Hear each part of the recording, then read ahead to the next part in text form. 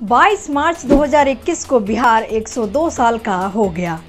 आपको बता दें, 2008 में पटना के श्री कृष्ण मेमोरियल हॉल में पहली बार बिहार दिवस समारोह मनाया गया था। इस हॉल का नाम बिहार के प्रथम मुख्यमंत्री श्री कृष्ण सिंह के नाम पे रखा गया है। श्री बाबू बिहार में सबसे लंबे अरसे तक रहने वाले मुख्यमंत्री में से एक हैं। वो करीब 14 सालों तक बिहार के मुख्यमंत्री रहे। वर्तमान मुख्यमंत्री नीतीश कुमार भी करीब 15 वर्षों से बिहार के मुख्यमंत्री हैं। पर आज बिहार और बिहारी एक दुर्दशा में है। बिहार के लोग रोजी रोटी के लिए दूसरे राज्यों में भटकते रहते हैं। पलायन करने वाले कहते हैं कि बिहार में रोजगार नहीं है, इसलिए वो दूसरे राज्यों में जाते हैं। इस तरह के ज्यादातर लोग दूसरे राज्यों में मोटा काम यानी मजदूरी ही करते हैं। अगर उनको अपने राज्य बिहार में ही काम मिले तो भी कर सकते हैं, मगर काम ही नहीं है, क्योंकि दूसरे राज्यों की तरह यहाँ इंडस्ट्री नहीं है। इंडस्ट्री यानी उद्योग नहीं है। इसके कारण में मुख्यमंत्री नीतीश कुमार कहते हैं कि बिहार में समंदर नहीं है, इसलिए उद्योग भी नहीं है। अगर कोई आते बड़े बड़े उद्योगपति और यहाँ पर उद्योग लगाते तो उसी को लोग देखते कहते बड़ा उद्योग हो रहा। लेकिन अब वो नहीं आए, क्योंकि चारों तरफ से हम लोग तो घिरे हुए वाले इलाके हैं। ज्यादा बड़ा उद्योग कहाँ लगता? समुद्र के किनारे जो राज्य पड़ते हैं उन्हीं जगहों पर ज्यादा पड़ता है। मतलब बिहार में समुंदर नहीं है, बंदरगाह नहीं है, इसलिए उद्योग नहीं है। ये तर्क है बिहार के सबसे लंबे अरसे के मुख्यमंत्री नीतीश कुमार जी का। नीतीश जी के इस तर्क के हिसाब से बिहार 60 से 70 सालों पहले बंगाल की खाड़ी या फिर हिंद महासागर या फिर अरब सागर के तट पर होगा, या फिर हो सकता है कि किसी समंदर का टापू ही हो हमारा बिहार। हनुमान जी शायद बिहार को उठाकर लाए और पूर्वी भारत में पटक दिए, जहां कोई समंदर नहीं है। और बकौल नीतीश कुमार इसी वजह से बिहार में उद्योग नहीं है। ऐसा हम इसलिए कह रहे हैं क्योंकि आज से करीब 70 साल पहले जब श्री बाबू बिहार के मुख्यमंत्री थे, तब तो बिहार में धड़ाधड़ उद्योग लगे थे।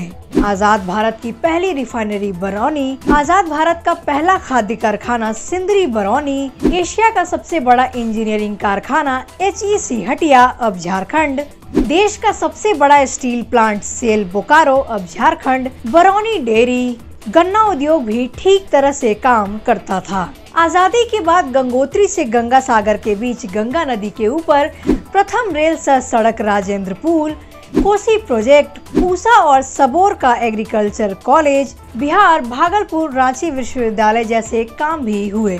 तब श्री कृष्ण ने बिहार, जिसका एक हिस्सा अब झारखंड में जा चुका है, को देश का सबसे बेहतर शासित राज्य बना दिया था और देश की दूसरी सबसे बेहतर अर्थव्यवस्था बनने का गौरव भी बिहार को हासिल था। 15 साल के शासन काल में श्री कृष्ण ने संयुक्त बिहार में कई बड़े उद्योग लगवाए। भैया समुंदर तो तब भी नहीं था।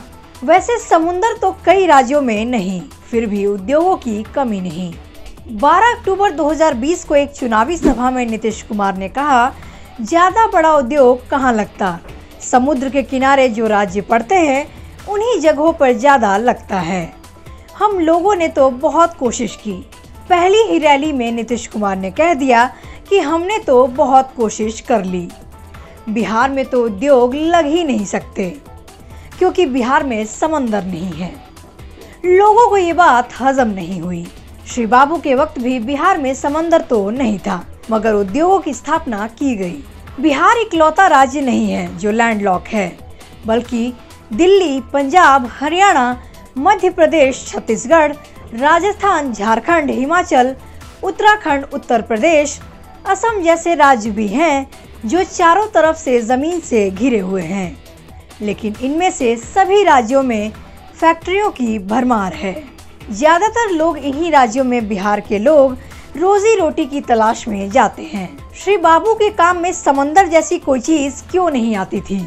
बिहार में नए उद्योग लगने और पुराने उद्योगों के बंद होने से रोजगार की समस्या पैदा हो गई है। इसके लिए सरकारी सिस्टम भी कम जिम्मेदार नहीं है। बिहार में लाल फीताशाही ऐसी कि मामूली काम के लिए भी आपको निचोड़ दे। मीडिया रिपोर्ट के मुताबिक बिहार में कई ऐसे उद्यमी हैं जो बताते हैं कि यहाँ का सिस्टम ऐसा ही है जो उद्योग नहीं लगने दे रहा है।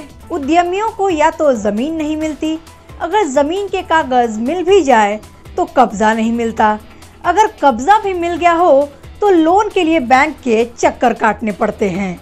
फिर प्रदूषण नियंत्रण समेत तमाम सरकारी विभागों के चक्कर काटते काटते उद्यमी हार जाते हैं। 2005 से सत्तासीन नीतीश कुमार ने 11 साल बाद उद्योग प्रोत्साहन के लिए नीति बनाए। ग्राउंड तक जाते जाते इतनी फजीहत है कि कारोबारी बिहार का रुख ही नहीं करते। बिहार सरकार जब तक उद्योग लगाने के मूलभूत जरूरतों पर काम नहीं करेगी तब तक समंदर आता रहेगा। श्री बाबू इस चीज को समझते थे, शायद इसलिए उनके कामों में समंदर जैसी कोई चीज नहीं आती थी।